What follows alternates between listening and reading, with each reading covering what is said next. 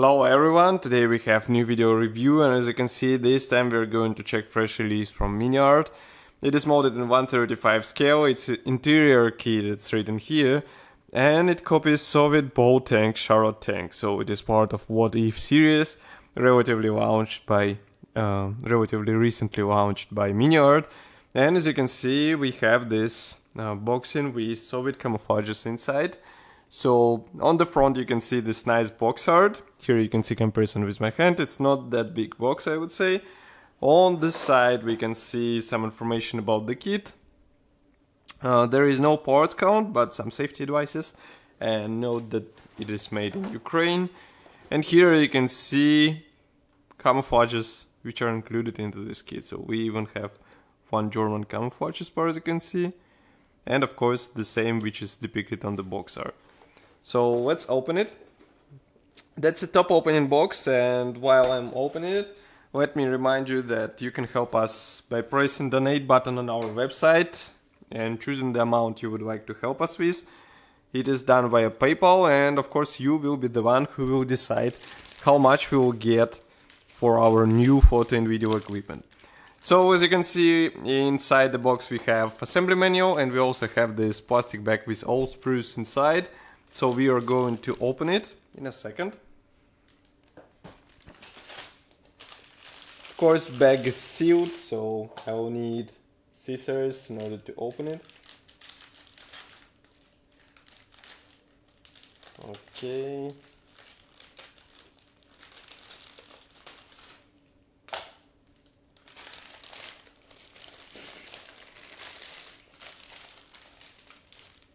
And right on the top we have this plastic bag with decal sheet and also transparent sprue. So again I will need scissors because it is sealed. So I'm going to cut through it.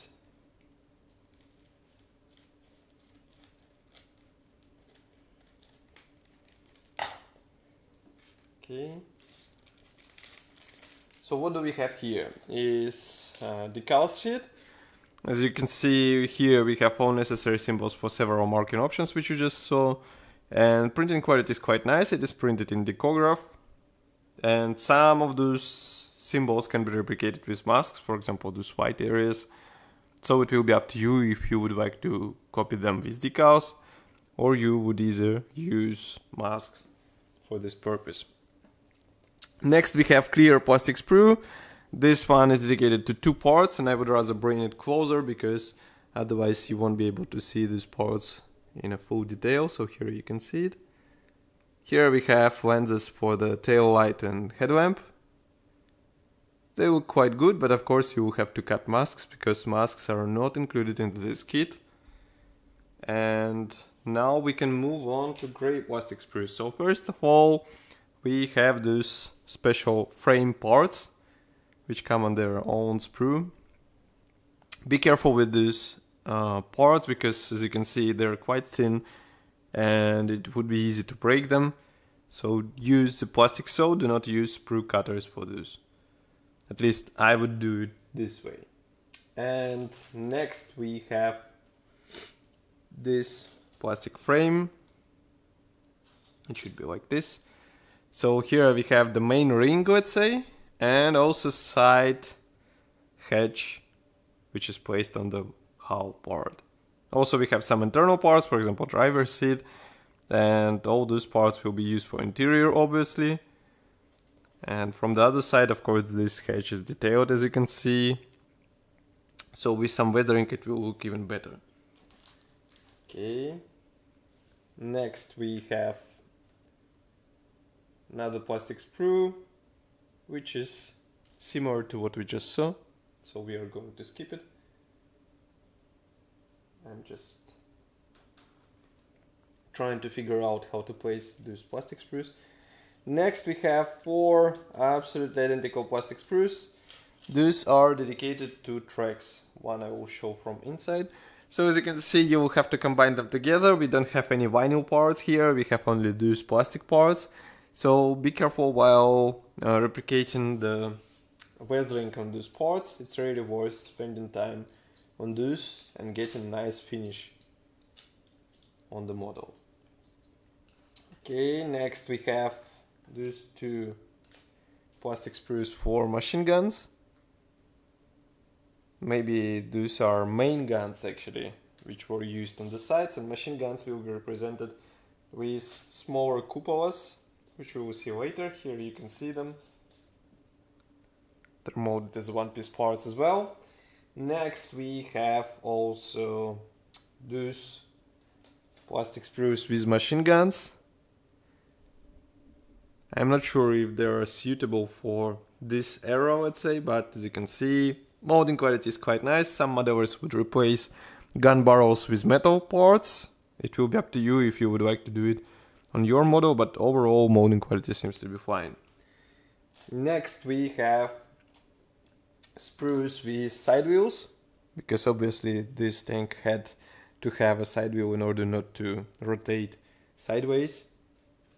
So as you can see, it should be assembled out of several parts.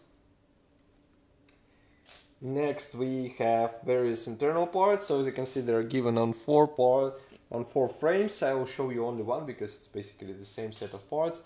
Here we have the seat. We also have those idlers for the tracks, and also some internal elements which will be used inside the tank. Next is again pair of similar sprues, because here we have the ammo and also some parts for the main gun. So as you can see, again, molding quality is really good. Ammo is molded together in small sections, so you just paint them together and you're good to go. Next we have first hull part, which is molded together with engine parts on the same frame, I mean. Here you can see engine parts. And we also have various pipes and tubings for the engine. And here from the other side you can see that we have various internal elements, guiding elements for the hull interior.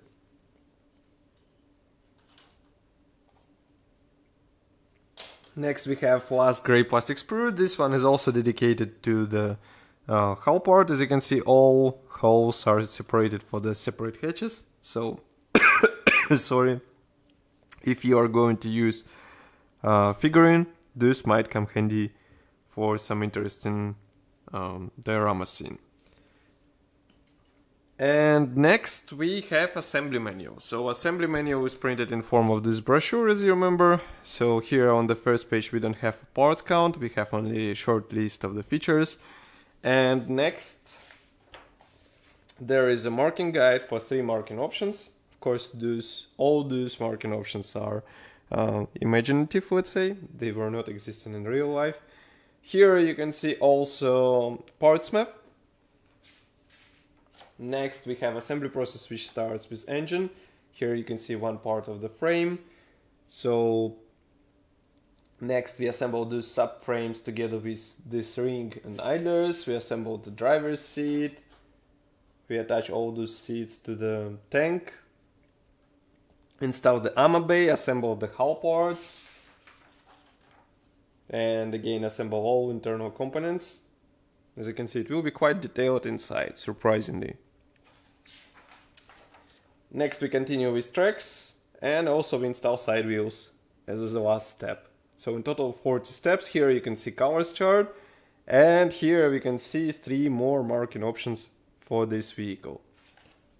And on the last page we have this cutout, which you can use as a model stand. So overall it is quite an interesting kit for those who are tired from all those Tigers and Shermans. They would like to build something different in 1/35 scale. I think this tank might be an interesting choice to work on, and I think it won't be difficult, even though this is interior kit. Everything should be easy to combine, and it might be an interesting project for us as well. So who knows, maybe in the future we will assemble this kit.